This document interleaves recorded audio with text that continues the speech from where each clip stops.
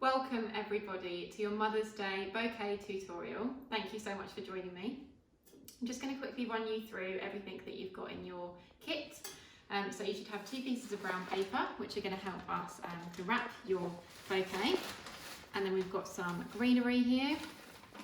I'm using some carnations, some parrot tulips and some double tulips, as well as some anemones and these beautiful ranunculus. And I've chosen these flowers simply because they all complement each other really beautifully. They're perfectly all in season, and I just love the way they all come together. You've got some sort of bigger ones and smaller ones, and don't worry if your flowers are looking quite tight and closed at this point. That is completely normal. It's just simply because they haven't had their full drink yet, and once they are arranged and in water and in normal temperatures, then they will open up beautifully. So hopefully by now, once you've had your kit and you've opened your box, you've taken your flowers out and you've given them a good snip and placed them in water for, I like to say, a good 12 to 24 hours. So if you haven't done that yet, then make sure that that's the first thing you do before you continue to arrange your flowers. It just helps them stay hydrated. So I'm going to place my paper to one side for the time being, because that's the very last thing that we're going to be doing. And you should also have some twine, so I forgot to mention your twine, which is going to help us tie everything together, as well as your glass vase, which is going to fit perfectly with our arrangement.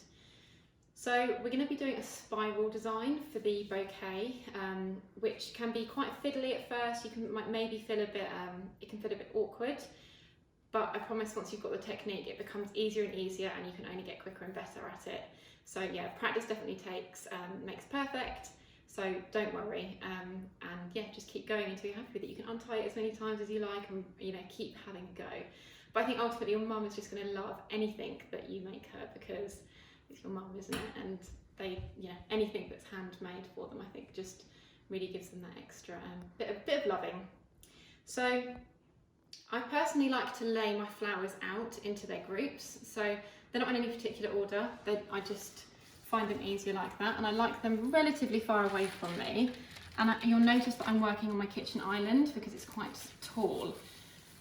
So I personally like to stay away from my dining table. Feels a little bit low, and I find that working on something as high as possible just makes you feel a bit more comfortable. And if you wanted to, you could have a mirror in front of you, and it'll become more evident why as I start to arrange the flowers, but it just helps you really see that shape, and you can just sort of turn it around because it can get quite big and it's hard to sort of see as you're building it up. So those are my tips for where to do this.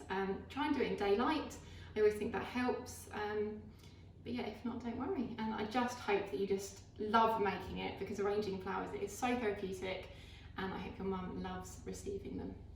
So in order to get going, I always like to start with some greens, and I haven't done anything to these flowers yet, as you'll see, because I want to show you as I go along. So if I was to have this as the finished piece of stem in my bouquet, all of these greenery are going to be sat in our water, making it quite dirty. And as well, it's all going to be quite bunched up because the flowers and the stems are all going to be too close next to each other. So we're going to start by stripping some of these away so that you've got nice clean stems to work with. And I've also got a little cardboard box down here that I tend to use to put all of my greens in so that they can go straight to the compost. And you might notice, like this one, some of you might have some more bushier branches. That's fine, you can actually use that. So snip that off and keep it. And you might find that you've got little bud vases lying around that you might want to put some greenery in. I think any sort of greens really helps brighten home. And this one is quite short, so it's something that I'm probably going to use towards the end of the design.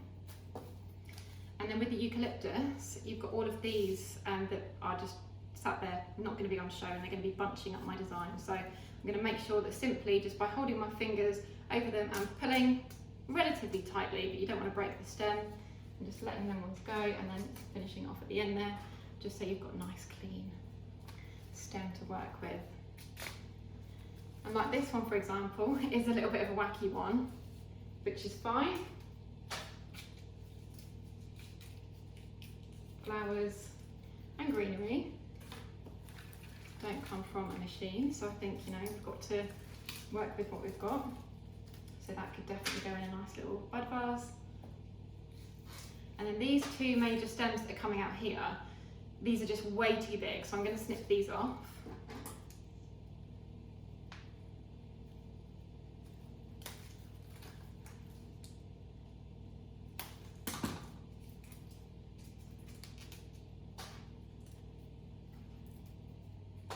And I will decide as I'm arranging if this is too big. It feels like it might be, so I might have to just remove one of them too.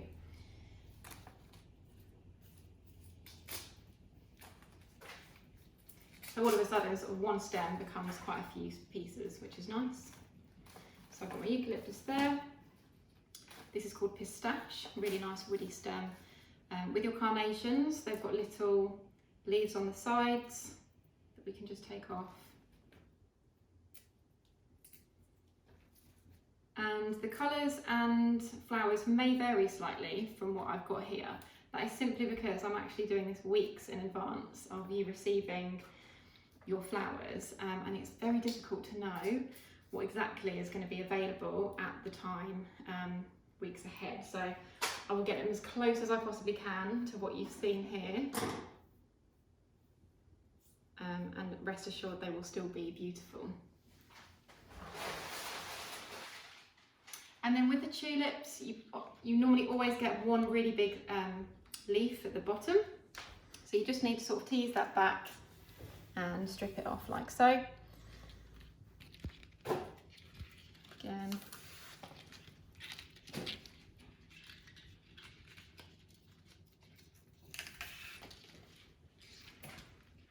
These tulips are fascinating when they open up. So hopefully a recipient will really enjoy them. And when you're making gift bouquets, it doesn't matter that your flowers aren't open yet, because the joy is in the recipient watching them open. But obviously if it was for wedding flowers or an event, then I would wait until these flowers were much more open to start arranging with them. And I think tulips, sometimes people want to straighten them out and make them stand up tall and everything, but I just love like the natural curvature to that that stem. It's just beautiful. You can't force that to be straight. So yeah, we're going to work with all the stems that we've got. The anemones don't really need much prep. I like the ruffly foliage around them, and you will see that as the flowers open that it also really helps support the petals. Ranunculus can be quite thick and gnarly. So this is one stem, and these buds are just so beautiful. So don't disregard any of those. We're simply going to snip that off, like so. Nice clean cut there, and one there. So now we're left with a beautiful flower, as well as this stem, and I'm going to have to take these off, and this little side shoot, unfortunately, just because it's going to sit too low, but this is just beautiful, so we'll definitely use that, and I would keep that for a bud vase. So I've got a few more with that same sort of situation. This one here, I think I might get away with keeping both of them and just taking off that lower leaf. Just always, when you're removing your leaves and foliage, just always pull straight and down, so to not damage any of the stem. You don't want to bend them. The thing about spring flowers is that they are quite juicy, and they can easily be bent and broken. So do just be very firm but gentle, I always like to sort of say with them. These might be a little bit too short, but we'll see as we're spiraling around.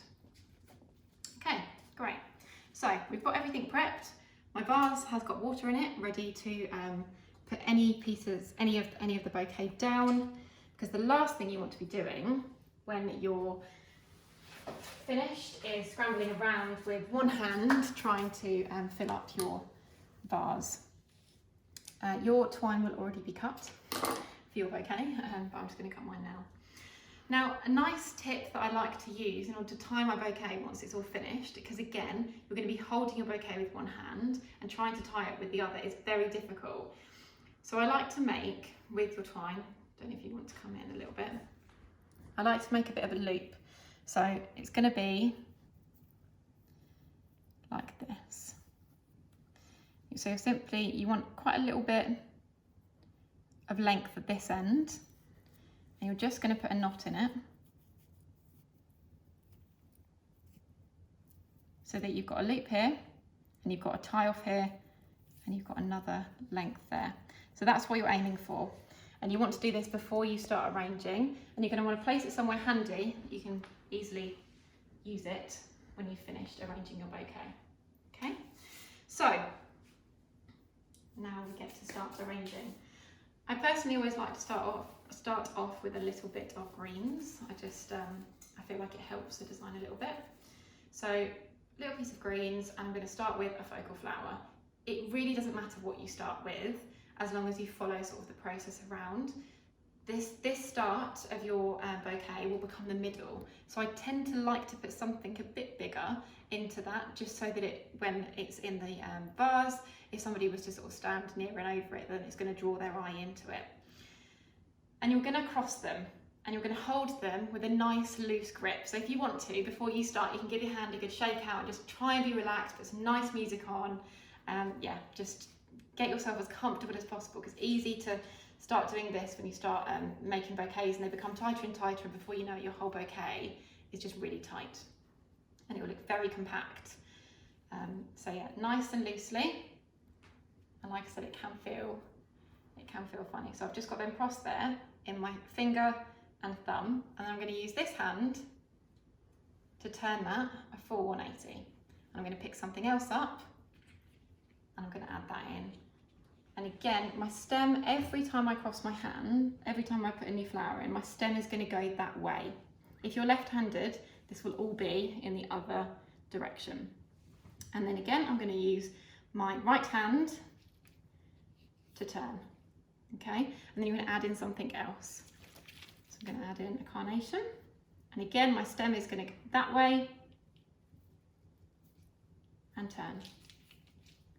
I think at this point I'm just going to add in another piece of green, so a little bit of eucalyptus here. And where you hold your bouquet is where the tie point will be at the end.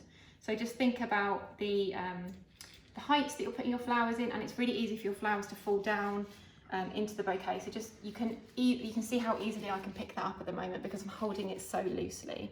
So just bear that in mind. And again, twisting. And like this.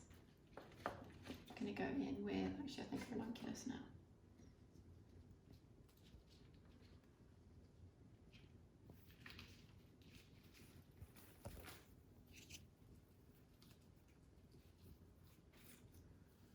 And it really is just a case of continuing that process. So always just think, add a flower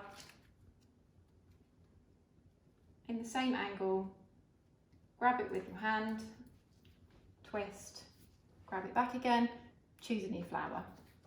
And it really is just that on repeat.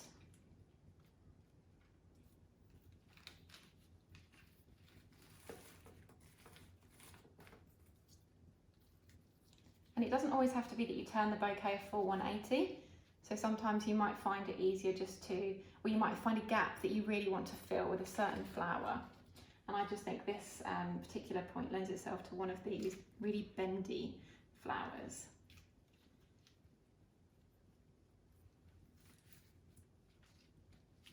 I think I'm also going to put in a ranunculus. So it doesn't always just have to be the one flower that you put in. And you'll quickly see that your stems are starting to form this spiral design. That's exactly what you're aiming for. And it's not until you've got quite a few flowers and stems in that you're going to notice that shape. So that's how it's looking from that angle as well. You can notice everything's quite spaced out. There's movement in between them. You can give it a shake and it all moves. You don't want it to be bunched up. So this was the shorter stem that I had earlier that I'm going to put in there now.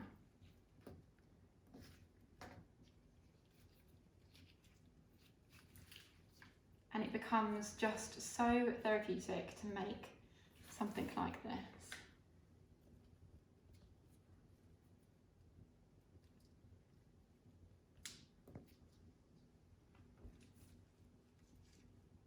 And with your tulips as well, just a little tip, is to bear in mind that they are going to grow about 10 centimetres once they're in the water. So don't worry if your tulips are a bit lower in your design, you've got to take into consideration that they are going to come up ahead of your bouquet. So I think just another bit of greenery needs to go in here.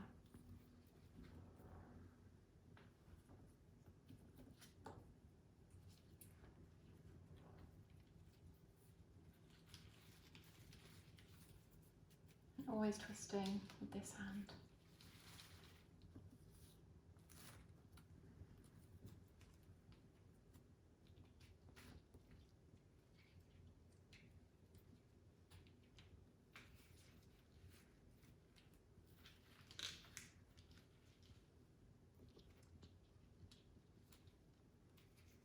And it is like a work of art, it really is, as we're doing it, and just seeing the way the flowers sort of look next to each other and deciding what to put in next. I'm going to put in one of these buds that we had in. And I just love the twisty, wiggly stems so much, so beautiful. And you'll notice that it gets harder and harder to handle the bigger it's going to get, and that's fine, it's just totally normal, and it's just, make sure you just try and relax and don't worry. And if you drop it, you can just start all over again. And as you get to sort of near to the end, we're going to want to start bringing our flowers in a little bit lower, just so that you create a little bit of a dome shape with this, because it will sit nicely and some of the stems will lean against the vase nicely. So I'm just placing this one just that little bit lower and facing outwards rather than upwards. And it's still twisting, still having that same process.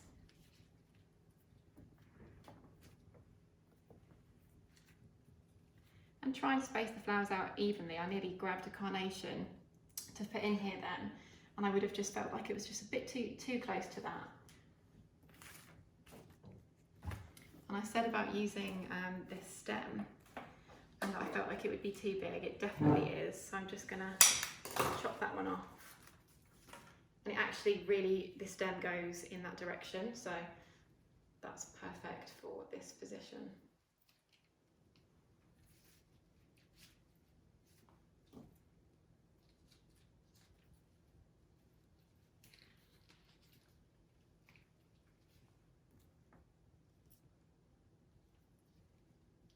The carnations are so tight at the moment, but they really will. They open up quite quickly. And these are double carnations, so they really are beautiful. I think carnations get such a bad reputation in floristry. They're getting more and more popular, and I think with the right mix and colour, they can look really striking. And you can see here now how the stems are all twisting in that one direction, which has given me that really nice spiral design. I'm still holding it quite loosely, so if I needed to, I can always go in and just tweak these into different positions.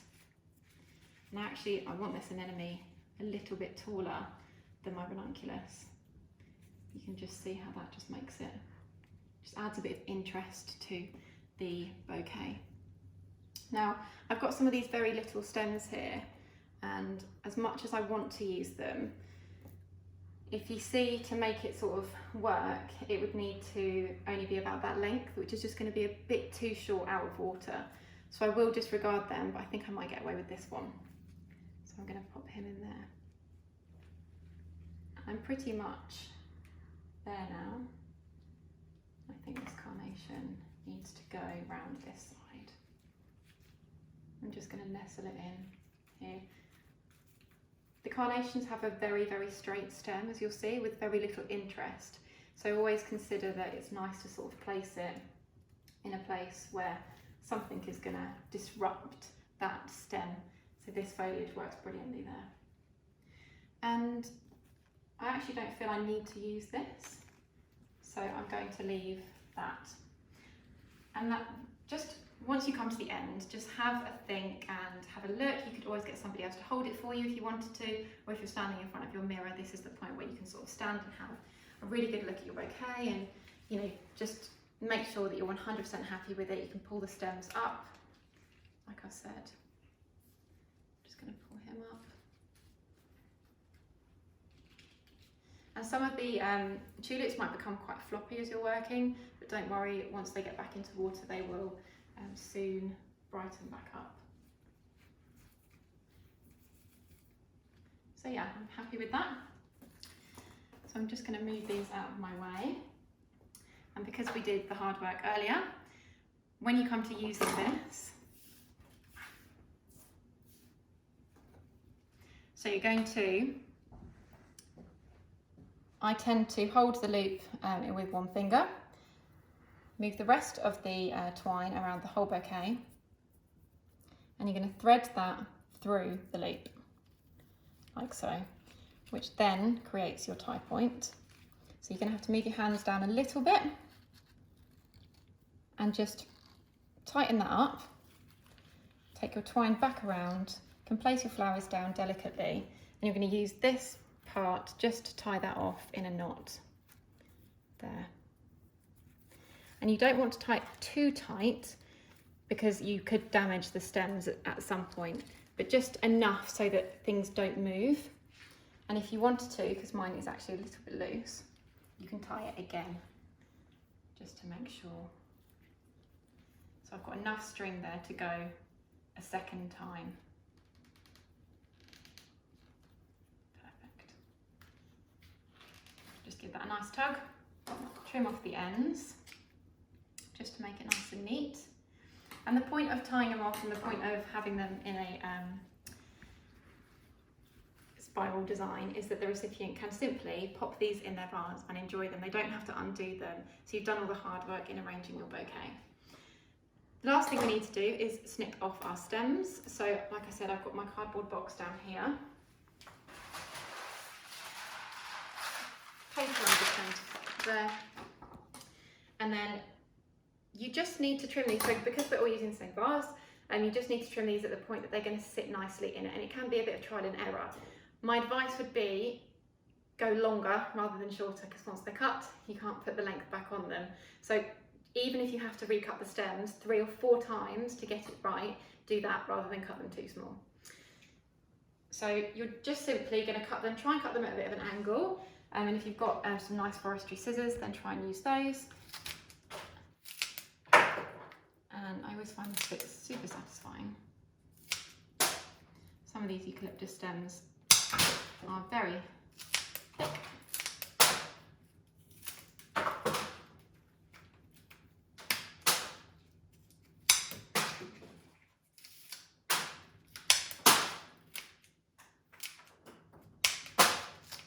You want to imagine there's a sort of line in front of you as you're cutting them, and you want to sort of get them all to the same sort of height. So that is our finished bouquet, and because I've snipped them stems right this moment, the best thing you can do for your flowers is place them straight into that water vase, and they will avoid sealing over the ends of the flowers, particularly things like tulips and stuff. They need that water source. So put them straight into the water. You can move that to one side for a moment, because we're going to move on to our gift wrapping. So I'm just going to take a tea towel and just wipe down my work surface. You want it to be dry because we're working with paper. You don't want anything to damage your paper. So get rid of any of the leftover foliage, leaves, any bits and bobs that are lying around. Now you've got 2 bits of paper that are exactly the same length and width, and in order to give them a nice wrapped bouquet, you're going to take one of the corners and you're going to create a peak about that and an overlap here and here, and then you're just going to simply fold that down, and you do exactly the same on the second one.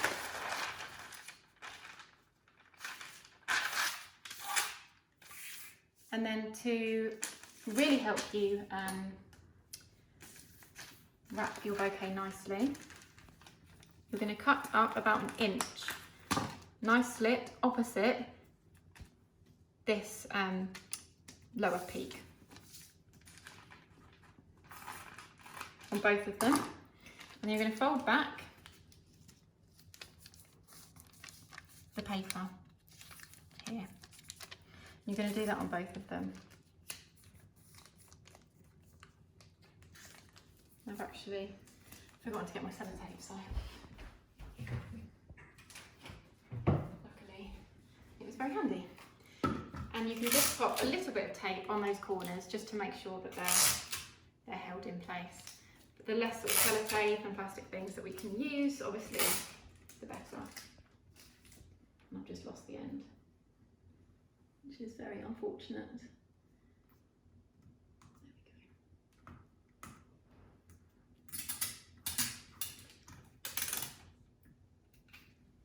So we can take our bouquet now, again.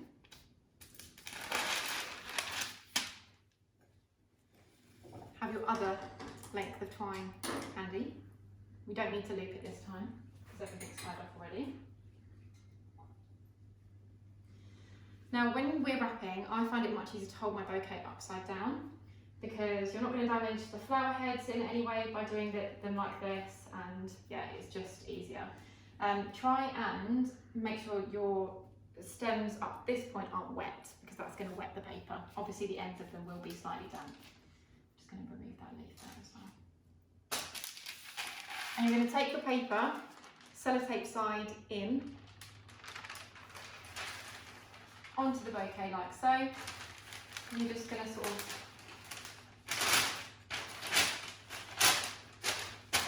do that. And you're going to do exactly the same on the side.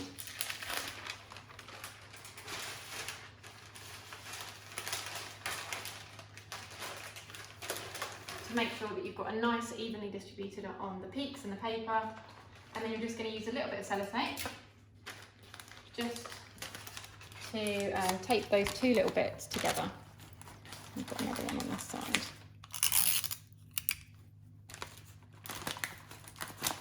Like so. And then just to really finish it off, you can take your twine.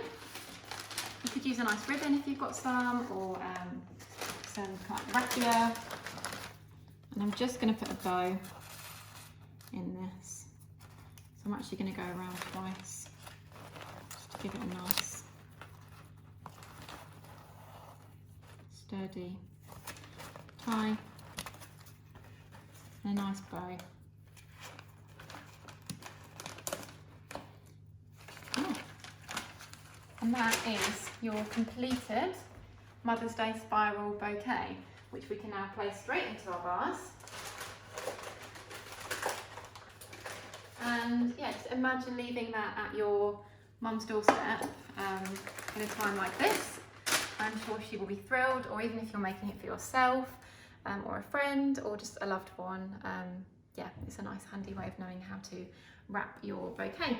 And I don't use flower food in my flowers. I find that just nice clean water just helps to keep them fresh and keep them for as long as possible. I do recommend that you change the water every 1 to 2 days, and the beauty of it being tied is that they can simply just lift the bouquet out, change the water, and just pop fresh water back in.